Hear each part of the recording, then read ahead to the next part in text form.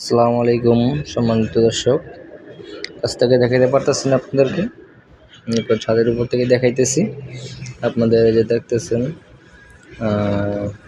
নেপালের পাশে যে কবরস্থান আছে, নেপাল পাশে নৌবাহিনী হেডকোয়ার্টারের পাশে যে কবরস্থান, বিডিআর যারা পিলখানা হত্যা হয়েছে, যে যে এই যে ফুলের ডালা যে লাইনটা দেখতেছেন, এটার ভিতরে অলমোস্ট 57 জন ঘুমিয়ে আছে যারা পিলখানা হত্যা হয়েছে। সেনাবাহিনী, জেলার বিমান বাহিনী, নৌবাহিনী, তিন বাহিনীর লোক আছে।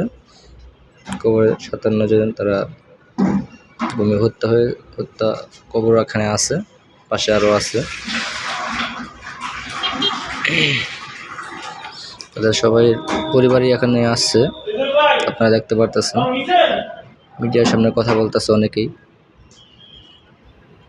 এই মিডিয়ার সামনে আপনারা কথা বলতেছে তারা, যাদের পরিবার আছে, সামনে বাবা মা বা স্ত্রী বা ছেলে সন্তান, যারা সবাই চলে আসছে এখানে। অফিসার আছে, বিশেষ করে আমাদের ডক্টর ইউনূস স্যার চলে আসছে। আপনাদেরকে দেখাইতে পারলাম না, তারা চলে গেছে কিছুক্ষণ আগেই, আসার আগে চলে গেছে। আল্লাহ সবাইকে ব্যস্ত নসিব করুক, সবাই বলি আমিন।